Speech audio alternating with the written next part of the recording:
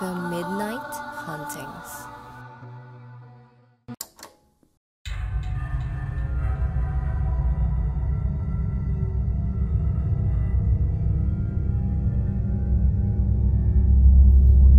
Magandang araw mga ka-midnight.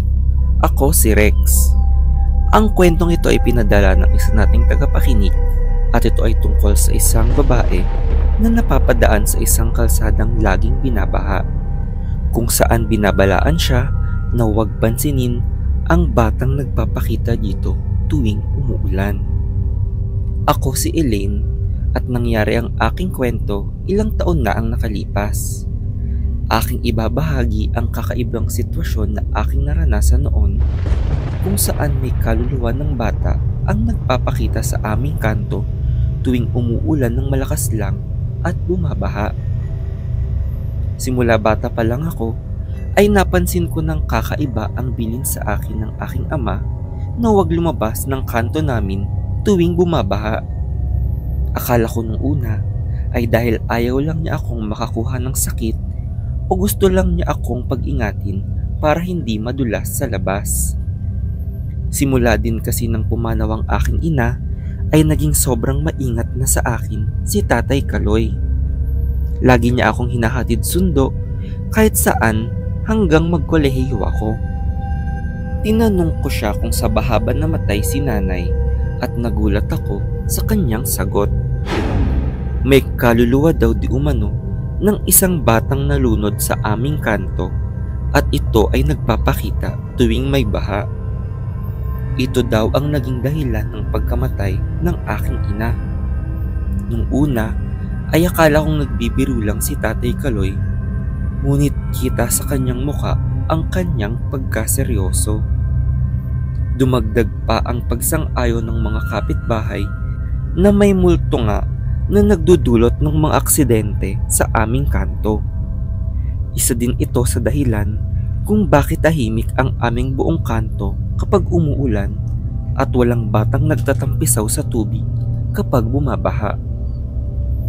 Dahil doon ay tinanggap ko na ito ay katotohanan nung bata ako hanggang sa nagdalaga ako.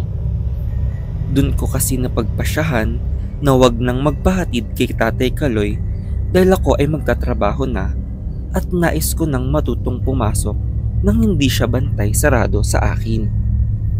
Nagdesisyon akong papayag lang akong magpahatid sundo kay Tatay Kaloy tuwing uulan lang o babaha.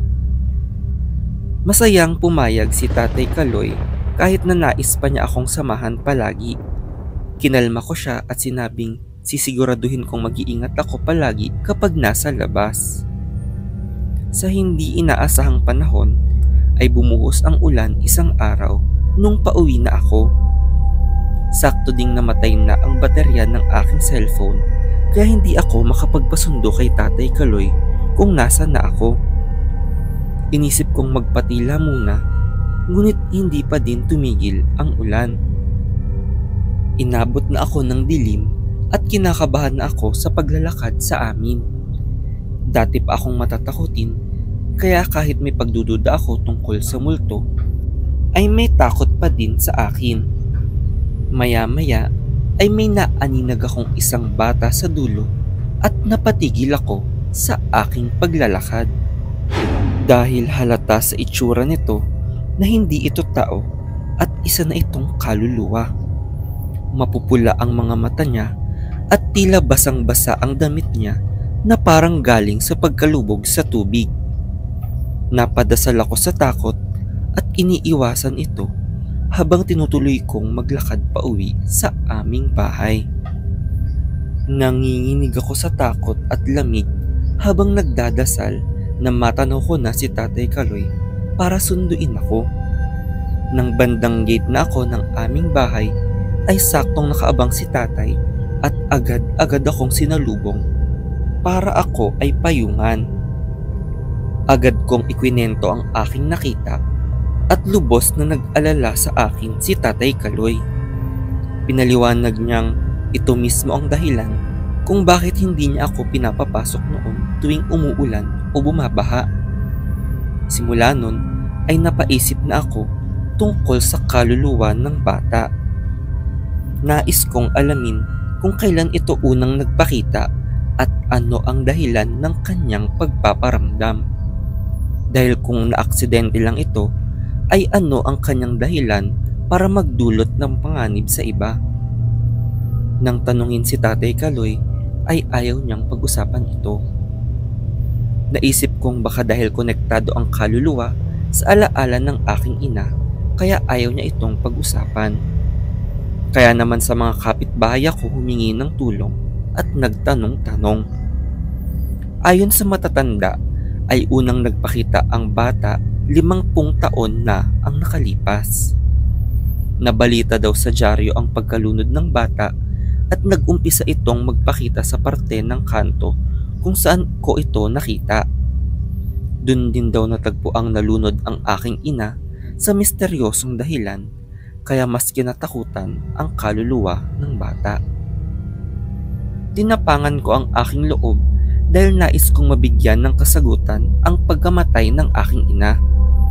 Kahit natatakot ako, ay pinuntahan ko ang kaluluwa ng bata sa kanto, lalo na't saktong umuulan na naman. Pagdating doon, ay nagsisi akong hindi ako nagpaalam kay Tatay Kaloy. Dahil agad na nagpakita sa aking likuran ang kaluluwa ng bata.